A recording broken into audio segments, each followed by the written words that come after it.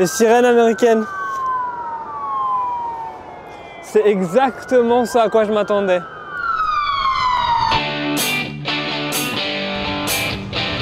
Bon, maintenant, je vais marcher sur les marches où a couru Rocky Sylvester Stallone. C'est parti. Wouh!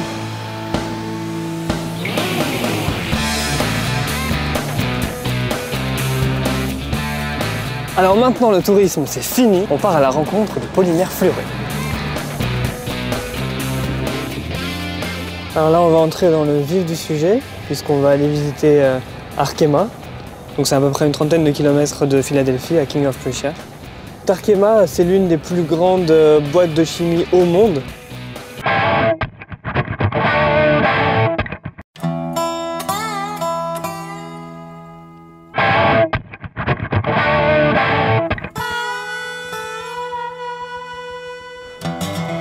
Bonjour Yann, hi Ryan.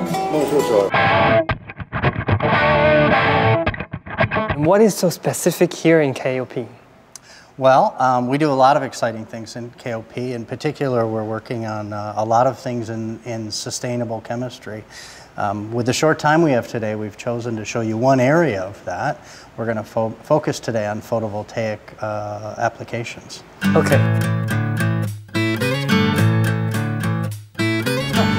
Hi, George. Hi, you're Scott. Yes.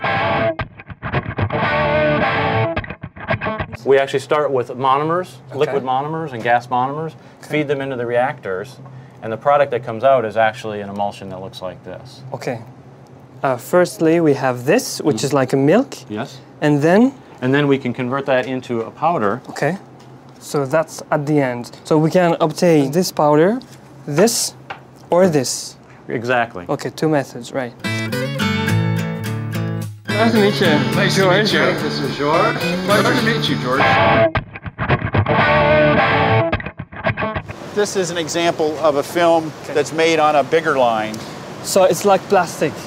It is plastic. It's a fluoroplastic film. And what's the difference between ordinary plastic and that kind of plastic? Ah, that's a good question.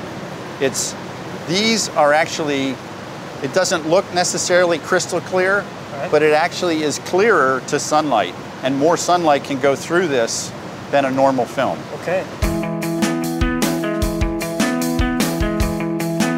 And so this is a good example of an accelerated weathering unit. We would take samples of the film, cut them, and mount them in these pieces, and that light is a xenon arc light. So xenon is a gas, actually. Xenon is a gas. We create an arc, and it creates a light that's more intense than sunlight so that we can accelerate any kind of weathering process or breakdown that might occur.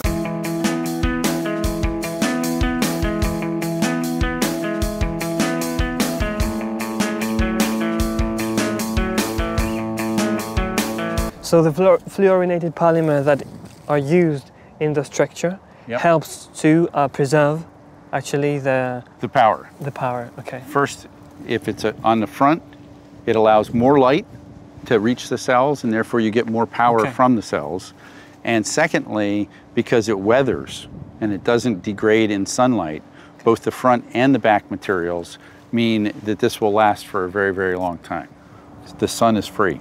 It's free energy. It's the only logical place to have vast quantities of energy produced.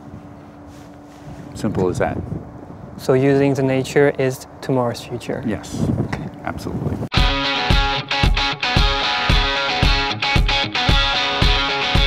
Après la Philadelphie, on va aller en Alsace, justement à l'est de la France. Et là, normalement, il devrait nous montrer des choses assez extraordinaires et assez révolutionnaires.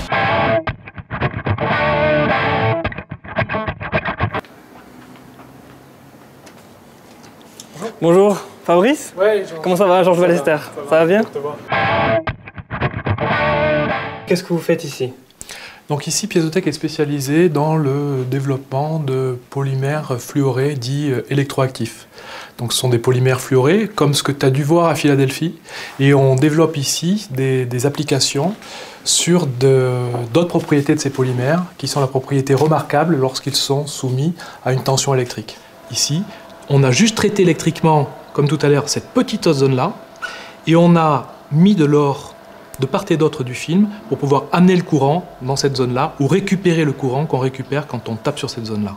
En fait, créer ces structures-là, c'est comme si tu crées en fait un circuit imprimé comme pour l'électronique. Exactement. En fait, c'est des circuits imprimés. On crée un circuit imprimé sur ce film.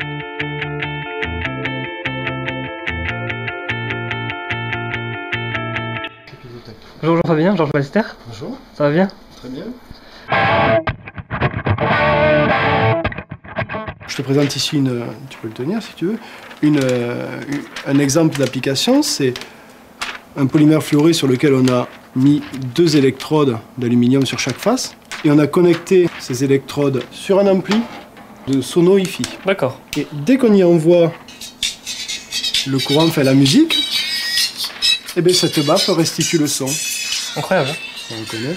Donc tu peux jouer sur le... C'est comme une. C'est une baffe, quoi. C'est une baffe, une enceinte, mais flexible et extrêmement souple. Incroyable. Voilà. Et ça, concrètement, on peut l'utiliser dans quoi? En discothèque? Pour le moment, c'est en cours de développement, mais il y a de quoi faire de jolies baffes bien design avec. On arrive au terme de ce Chemical World Tour. Ma mission, c'était de partir à la rencontre d'une innovation dans le domaine de l'efficacité énergétique. Alors ce produit, il m'a surpris parce que on peut l'assimiler à un plastique en fait. Et quand on regarde un sac plastique, on ne s'imagine pas tout simplement que ça peut avoir en fait toute cette potentialité. Quand on regarde un sac plastique, on s'imagine pollution, on ne s'imagine pas qu'on peut en faire une enceinte, on ne s'imagine pas qu'on peut stocker de l'énergie, on ne s'imagine pas qu'on peut la restituer.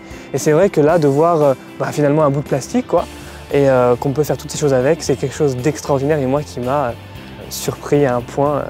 Et c'est vrai que maintenant, je regarderai le plastique différemment.